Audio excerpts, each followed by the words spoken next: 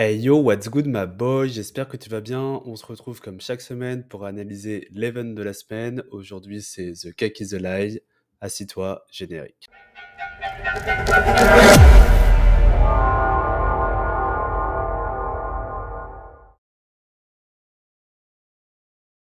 Ok, donc je t'affiche tout de suite à l'écran la liste des items que tu peux débloquer cette semaine. Donc ils ont encore recommencé avec leur batterie. On ne sait pas trop pourquoi, mais bon, ça fait, ça leur fait des choses à mettre dans le pass. Donc batterie, season token, event XP, bon, ça se prend, ça permet de progresser rapidement. On a comme la semaine dernière, donc un event sur 30 paliers. Avec plus de racks que la semaine dernière, donc ça c'est intéressant. On voit qu'en palier 11, on a un rack 8 slots de 5%, qui est assez intéressant. Au niveau des bonus, je vais te les montrer dans le Google Sheet juste après, mais c'est pareil, on est sur un bonus supérieur à la semaine dernière. Par contre, on a plus de bonus, mais on a moins de GH. Sachant qu'on va préférer toujours les bonus des mineurs au GH, bien entendu. Je continue de t'afficher ce que tu peux avoir à l'écran. Là, comme je le disais, donc en 26e position, un Neon Rack 8 à 6%. Et en 19e position également, un Sweat Ditch Rack à 6% aussi. Donc ça se prend, c'est assez sympa. Bon, après, comme chaque semaine, je vous le répète, mais bon, arriver rien qu'au rang 19, c'est énorme. Sans investir ou sans être à des niveaux de génération d'RLT incroyables. La majorité des gens vont s'arrêter aux alentours de maximum le palier 11. Et encore le palier 11, je vais te montrer juste après, mais il faut aller chercher. Avant de continuer, n'hésite pas à t'abonner pour ne pas rater la vidéo de la semaine prochaine et les autres vidéos sur RollerCoin, CryptoScoop et plein d'autres facettes. Mets la cloche et laisse-moi un commentaire pour me dire si tu as apprécié la vidéo et si tu as des améliorations qui te viennent à l'esprit. Merci. Ok, donc maintenant que tu t'es abonné et que tu as laissé un commentaire, on se retrouve sur le Google Doc avec les différents paliers qu'on doit atteindre en fonction du nombre de RLT box qu'on va ouvrir, des RLT qu'on va dépenser sur la marketplace, donc l'hôtel des ventes, et des mini-jeux qu'on doit accomplir. Donc, dans la colonne XP total, on voit que si tu veux atteindre le palier 30 et le dernier mineur, tu vas devoir atteindre un total de environ 7 300 000 XP. Au total, donc, les mineurs nous donnent 3 700 000 GH et un bonus de 12%. Un bonus de 12%. Si tu veux débloquer l'ensemble du pass, donc les 30 paliers, tu dois ouvrir 1453 RLT box. Petite précision, les RLT box, je les calcule sur des RLT box à 5000 à 5 RLT. Donc elle rapporte 5000 points en fait, parce que c'est 1000 points par 1 RLT. Enfin, 1 RLT vaut 1000 points. Donc c'est des box qui coûtent 5 RLT, donc elle rapporte 5000 points. Et donc tu dois tu dois ouvrir 1453 RLT box à 5 RLT pour faire les 30 paliers. J'espère que j'ai été clair.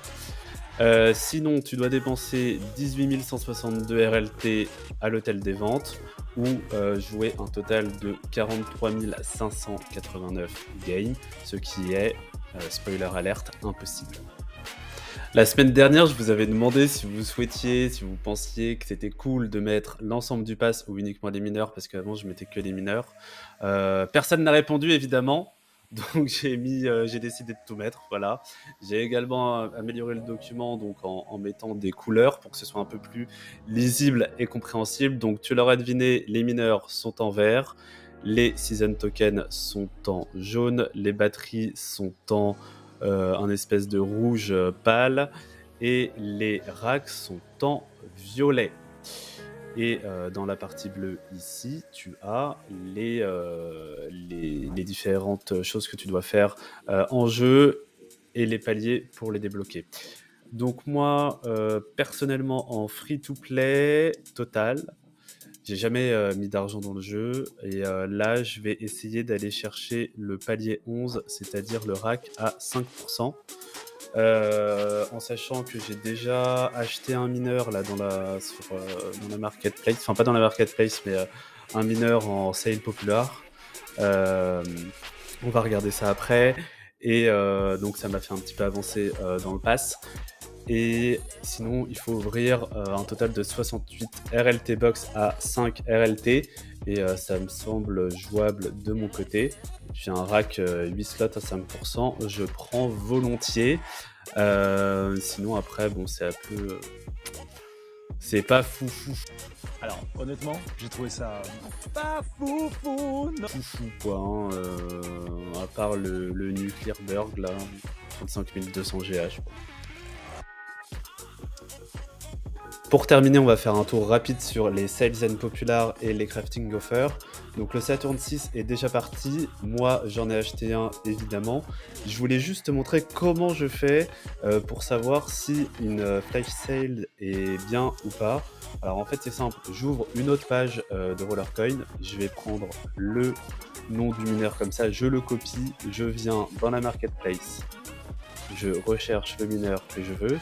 Alors évidemment, chaque mineur qui est en vente en flash sale comme ça est plus cher en général en flash sale que sur la marketplace au moment où il est mis en flash sale, évidemment. Mais après, le prix a tendance à réaugmenter.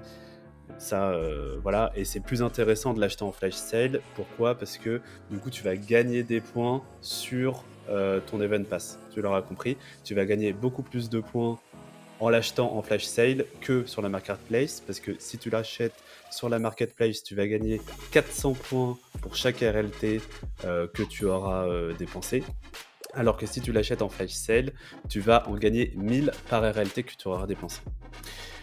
Donc, une fois que tu as copié-collé le nom de ton mineur, tu viens là, tu regardes, et là, on voit qu'il donne 2%. Donc, moi, 2%, j'achète évidemment, surtout qu'il coûtait 14 ou 15, je sais plus. Tu fais pareil sur le Power Patriot, par exemple. Tu viens là, tu regardes. Le Power Patriot, je crois qu'il donne pas mal en plus, mais bon, j'avais pas les fonds. 3%. 3% pour 44. Je suis pas sûr que ce soit le meilleur des calls pour un mineur qui donne 612 000 GH. Faudrait regarder. Je vais te montrer après, je ferai une vidéo là prochainement sur comment, en fonction des mineurs, de la GH qu'ils donnent et des pourcentages, comment analyser qu'est-ce qui est mieux et pouvoir faire tes achats le plus smartement, le plus intelligemment possible. Donc là, ouais, le Saturn 6 était pas mal. Le X-Play est un peu trop cher pour 3%. Et le Power Patriot, juste à les moyens, c'est pas mal.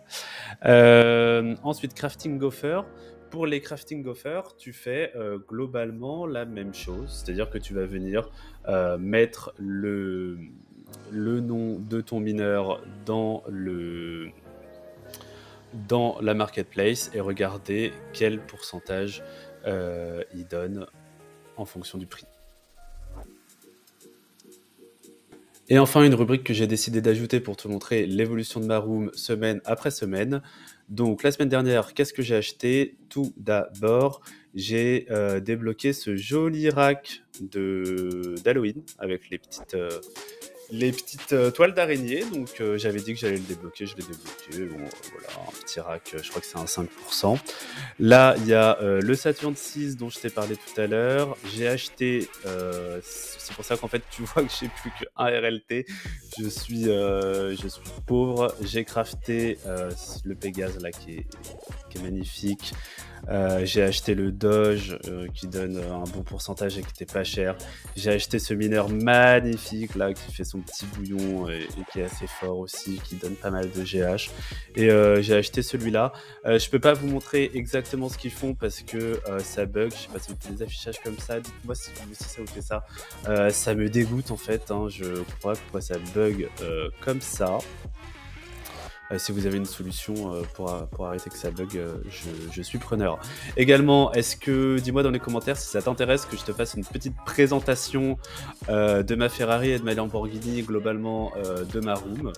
Ça m'intéresse de savoir si tu as envie de voir une vidéo de ce type. C'est la fin de la vidéo. N'hésite pas à t'abonner, à commenter, aimer la cloche. Ciao!